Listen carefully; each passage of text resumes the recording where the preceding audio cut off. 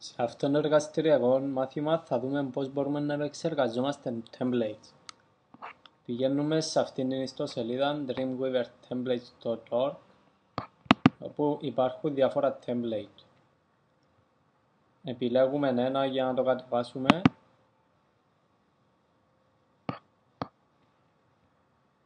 και πατάμε download now.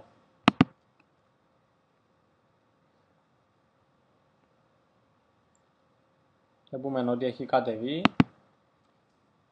Το σύρουμε να πάει στην επιφάνεια εργασία μας στην οθόνη.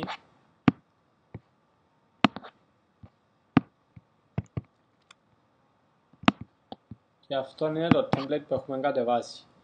Βλέπουμε ότι αποτελείται από μια σελίδα HTML, ένα CSS αρχείο και τις φωτογραφίες μας.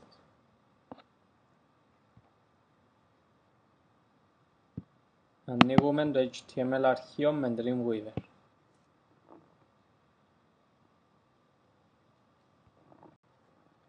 Και αυτό είναι το template που έχουμε κατεβάσει.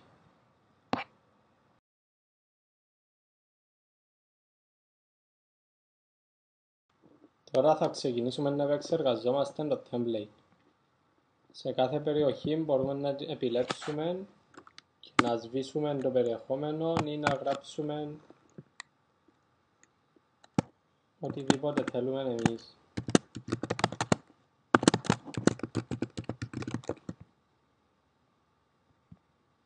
Μπορούμε να μεταφράσουμε τη σελίδα στα ελληνικά.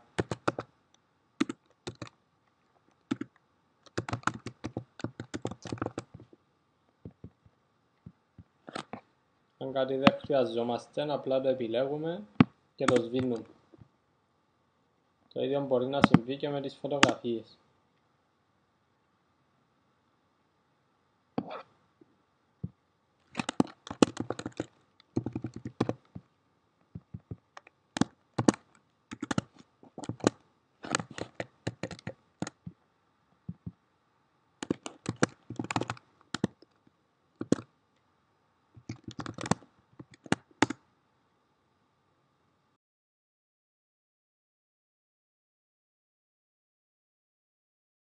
Για να αλλάξουμε μια φωτογραφία, όπως για παράδειγμα το logo, την επιλέγουμε και αν πατήσουμε στο split βλέπουμε ότι επιλέγεται ολόκληρη η περιοχή που αφορά τη φωτογραφία.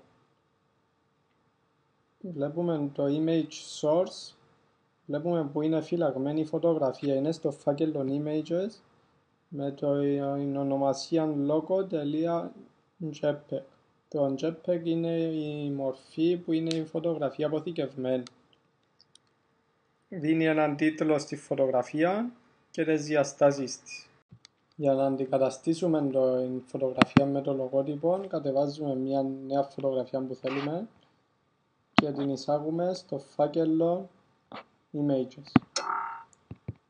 Βλέπουμε ότι έχει αποθηκευτεί φωτογραφία με την ονομασία debuglogo.jpg.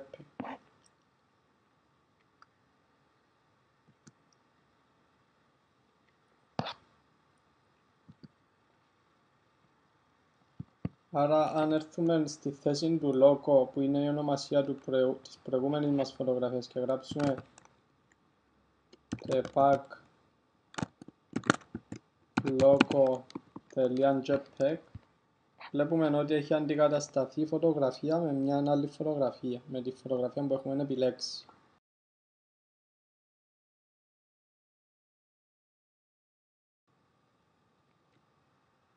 Για να δημιουργήσουμε συνδέσμους στο μενού, επιλέγουμε το αρχική. Βλέπουμε ότι είναι ενωμένο να πηγαίνει στο index.html. Αν επιλέξουμε το για εμάς, βλέπουμε ότι υπάρχει δίαιση όπου είναι για κενό, άρα δεν υπάρχει link. Εμείς θα το δώσουμε ένα link να πηγαίνει στο about.html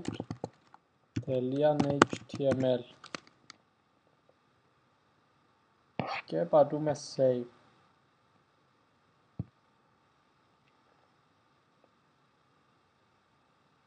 Βλέπουμε ότι μας εμφανίζει ένα μήνυμα για UTF encoding και δεν θα αναγνωρίζει τα ελληνικά γράμματα αν το δούμε στο Safari.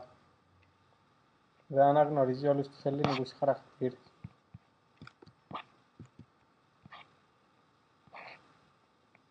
Αυτό μπορεί να επιληθεί από τα μεταδεδομένα αν αλλάξουμε αυτόν και το θέσουμε ως UTF-8 και κάνουμε save.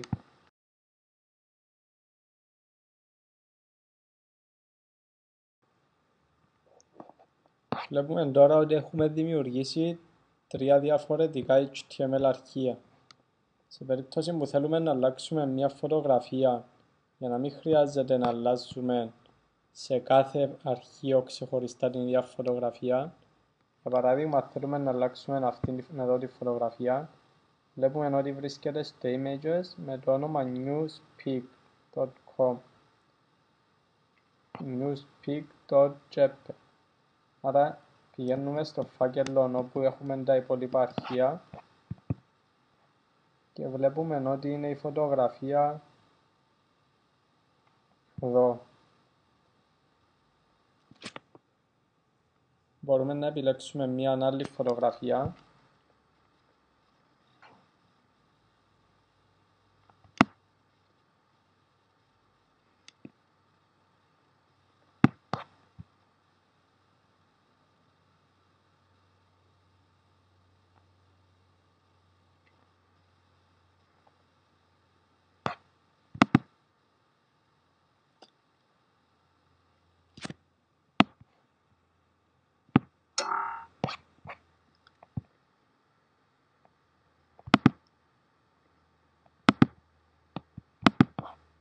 Και βλέπουμε ότι η φωτογραφία είναι εδώ ως newspeak.jpg.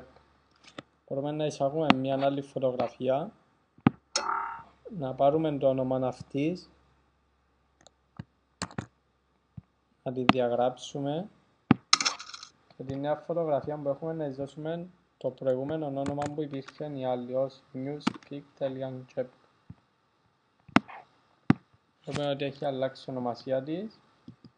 Πηγαίνουμε εδώ και βλέπουμε την αλλαγή ότι έχει αλλάξει από όλες τις σελίδες και στις 3 σελίδες ταυτόχρονα χωρίς να χρειάζεται να κάνουμε κάποια αλλαγή στον κώδικα.